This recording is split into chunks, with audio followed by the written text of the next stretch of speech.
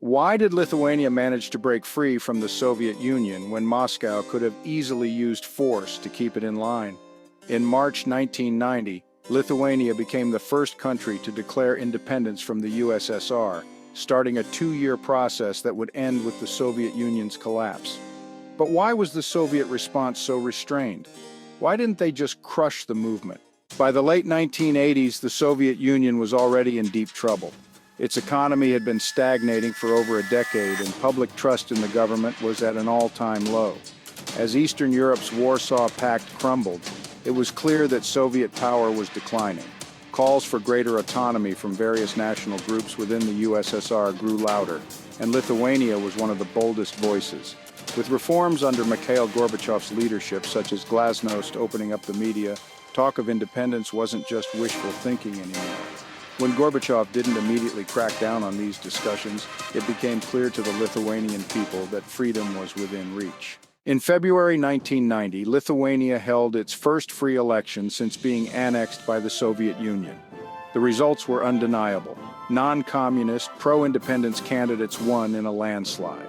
Just a month later, the newly elected parliament officially declared the restoration of Lithuania's independence. It was a brave move, but also one that placed Lithuania in a precarious position. Everyone was waiting to see if the Soviet Union would send in the tanks. At first, Moscow hesitated. Gorbachev's government took a month to respond, eventually demanding that Lithuania reverse its declaration and apologize. Lithuania refused. In response, the USSR imposed economic sanctions, blocking essential imports and hurting Lithuania's already fragile economy. The pressure worked, at least temporarily. By the summer of 1990, the Lithuanian government agreed to suspend its independence declaration and enter negotiations in exchange for lifting the sanctions. However, as the months went by, the situation didn't improve.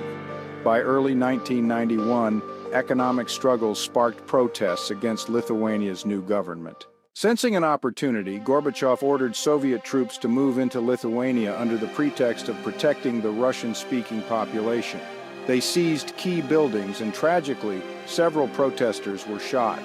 Despite this, the Lithuanian people held firm in their demand for independence. The West's reaction was complicated. Leaders like those in the United States saw Gorbachev as someone they could work with and didn't want to undermine him, hoping to facilitate a peaceful transition away from communism.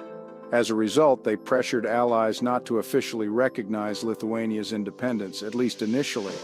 But Iceland, followed by Denmark, broke rank and recognized Lithuanian sovereignty, signaling that broader international support was likely on the way.